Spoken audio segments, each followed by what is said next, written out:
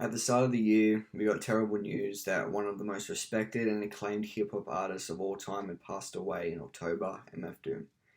And I wanted to at least say something on this channel since he means so much to me and to so many people in hip hop. Doom was the embodiment of your favorite rapper's favorite rapper. I mean, seeing Twitter after the announcement of his death was something so beautiful. The whole timeline came together to grieve and to celebrate the life of MF Doom. Seeing the reach that he had was astounding, especially for an underground artist. And today I just wanted to briefly go through his music and his insane influence over the landscape of hip hop. His first venture into music was under the alias of Zevlov X with his brother DJ Subrock, whose untimely death caused the ending of the group.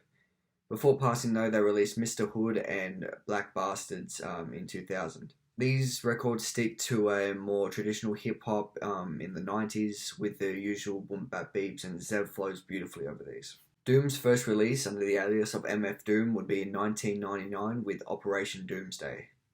And my god, are the instrumentals so smooth on this. While it does still feel a little rough around the edges, his talent really shone through on this with special flows and brilliant lyricism that he would only go on to improve upon the following years. Through the period of 2000 to 2002, he would release multiple volumes of instrumental albums under the alias of Metal Fingers that I'm yet to hear, but I've heard nothing but good things. Now 2003 is where the greatness started. Under the alias of King Ghidorah, Take Me to Your Leader was released. While Doom mostly took a step back and let his production do most of the talking, it's still an impressive release. Songs like Phases, Crazy World, and Antimatter are absolutely spellbinding. He would go on to later top this later in the year under the alias of Victor Vaughn with Vaudeville Villain, and he went insane on this. Not only are the instrumentals incredible, but the rapping is nothing short of fantastic. This record contains some of his most beloved songs like Vaudeville Villain, where Doom and the instrumental work perfectly in tandem to create such a powerful experience, and Lick Upon, which contains some of his best rapping.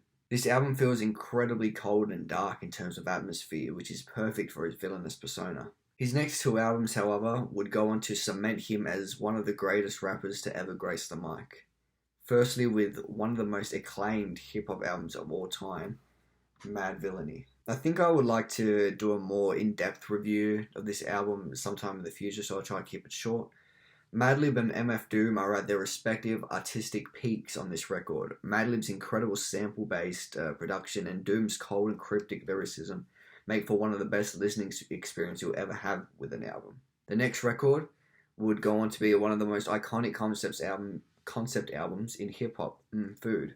And I think you can guess the concept. Not only does this contain some of his best songs, but some of his funniest. I mean, Rap Snitch Nishes is one of the funniest songs in hip-hop. Rap snitches, tell them all their business, sit in the court, they be the own star witness. Do you see the perpetrator? Yeah, I'm right here. It doesn't really get better than that. In 2005, Doom kept on his winning streak, releasing The Mouse and the Mask with Danger Mouse under the alias of Danger Doom. This is probably his most underrated project, which I slept on for a very long time. Doom's flows all over this are incredible, and his personality fully shines through, and Danger Mouse's production fits fantastically with Doom's villainous persona yet again. And the last album I'll talk about is Born Like This, released in 2009. And this is another incredibly underrated project. The instrumentals are incredibly dark, and his flows and rhyme schemes are insane, and he even raps over J Dilla's Lightworks and actually lives up to the quality. It's definitely an illustrious career, to say the least. And I don't even think there's an item in hip-hop as iconic as the Doom mask. It's something that is instantly recognizable, and for me at least, I immediately think of Doom when I see it. Doom is probably the one artist who has shaped my music taste the most. Without him, I don't think I'd get into artists like Mike, Milo, Open Mike Eagle, and even El Sweatshirt. So it's safe to say that he's had a profound effect on me as a person and as a music listener, and he fully changed the way I would listen to hip-hop. I was instantly hooked when I first listened to Mad Villainy, and I still get that same feeling when I listen to it. It's just insane going back listening to his discography over the past only 10 days. But yeah, and I really want to get into more of his stuff, as in like the instrumental albums and the album with Starface. I think that's the thing. But yeah, I really want to get into those albums, and I hopefully will. But yeah, he is an incredible artist and one that will certainly be missed. Rest in peace to hip hop's greatest villain.